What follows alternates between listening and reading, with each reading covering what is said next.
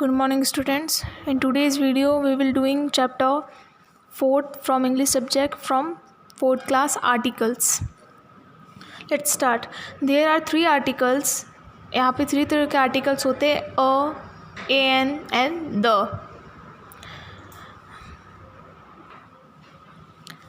Articles a and an are indefinite articles. They refer any singular thing in a group. अ और A N होता है वो किसी भी एक पूरे सेंटेंस में सिंगुलर फॉर्म जैसे सिंगुलर चीज़ होती है उसके लिए यूज़ होता है. Article the is definite article it refer to specific thing और द जो है पूरी थिंग एक पूरी चीज़ के लिए यूज़ होता है.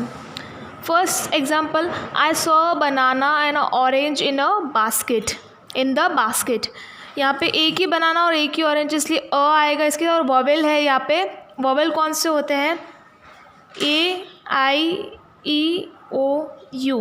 This is they are vowels.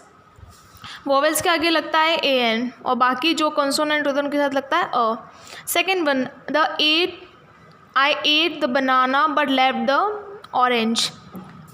The banana but left the orange. यहाँ पे द यूज़ हुआ है एक पर्टिकुलर चीज़ बताने के लिए. Kinds of articles. Basically articles are of 2 kinds indefinite and definite article. Articles 2 types के होते हैं. First one is indefinite and second one is definite articles. Indefinite articles a and A N are indefinite articles. A और A N indefinite articles होते हैं.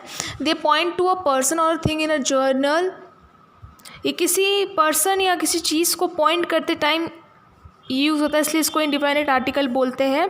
The use of a and A an before a countable denotes the singular number. Countable singular मतलब एक वचन singular number हो और जो countable जिसको काउंट कर सके उसके लिए यूज़ होता है. Now read this example. अब एग्जाम्पल है वो रीड करेंगे. Before noun before adjective. Before noun a book. Before adjective adjective से पहले अ न्यू बुक. ये नाउन और ये हो गया adjective.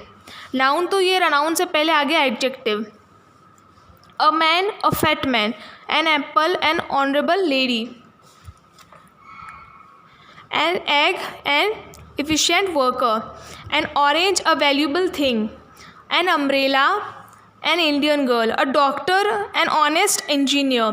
A lawyer, a beautiful girl. ये हो गया एडजेक्टिव से पहले अ एन एन एंड जो बिफोर नाउन और नाउन से पहले जैसे अ हो गया वो कॉन्सोनेंट के साथ में आता है और ए एन आता है अ जो आता है वो कॉन्सोनेंट से आता है कॉन्सोनेंट के साथ में और जो ए एन होते हैं वो वॉवेल्स के साथ में आता है. वॉवेल्स कौन से हो गए ए आई ओ यू. इनको छोड़ के जितने भी वर्ड्स है वो कौन से हो गए कॉन्सोनेंट. अब use of indefinite articles A N an. A a और ए एन का यूज़ अब कैसे करेंगे.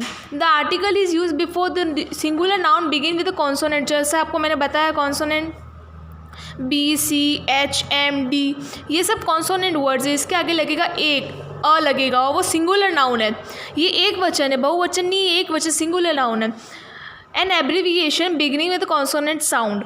और एब्रीविएशन जैसे सी ए पी एम जैसे प्राइम मिनिस्टर इनके जो एब्रीविएशंस होते हैं उनके आगे भी अ लगता है जो कॉन्सोनेंट है फर्स्ट वर्ड कॉन्सोनेंट है. The words begin with U and E U but with the sound of yo.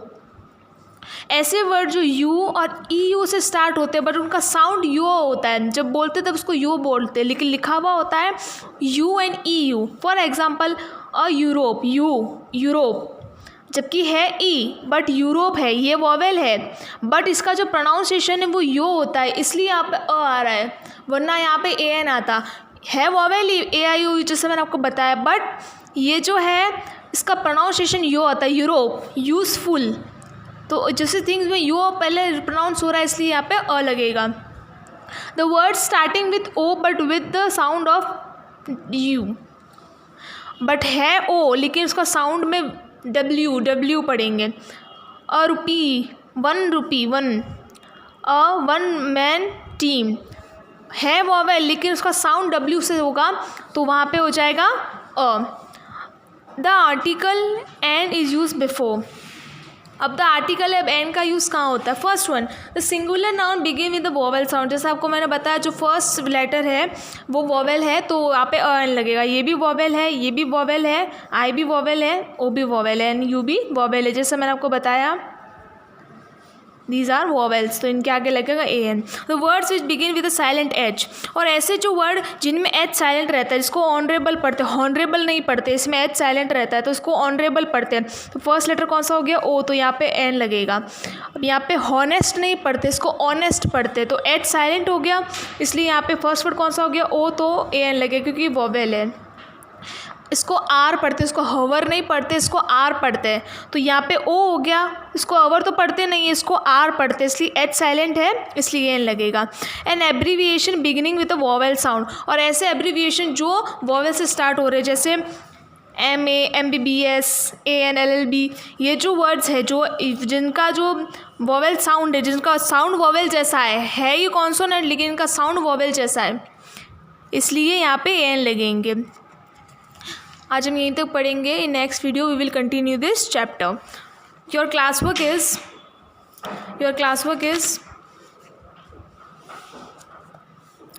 Is this kind of articles and articles की definition. This is your class work. Articles की definition of article and kinds of article, this is your class work and your homework is exercise 8. This is your homework from chapter 4th, articles from English grammar from 4th class. This is your classwork. Definition of articles and kinds of articles, this is your classwork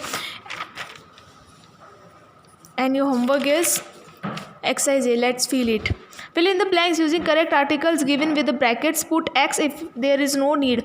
अब इसमें articles कौन कौन से आएंगे? अगर articles नहीं है कोई तो X करना है अपन को, यहाँ पे अपन को X लिखना है। First one, there is dash orange in the bowl. अब बाउल है वो किसी एक थिंग को, बाउल किसी तरह की भी हो सकती है लेकिन वो एक थिंग को स्पेसिफाई कर रहा है इसलिए यहाँ पे हो जाएगा द, और ये है वोवेल तो यहाँ पे हो जाएगा an. That is the shop I was looking for. Shop, ये एक ही शॉप बहुत तरह की होती है लेकिन ये एक शॉप पर्टिकुलर वर्ड है किसी दुकान को प्रेजेंट करने का, तो यहाँ पे आ जाएगा द।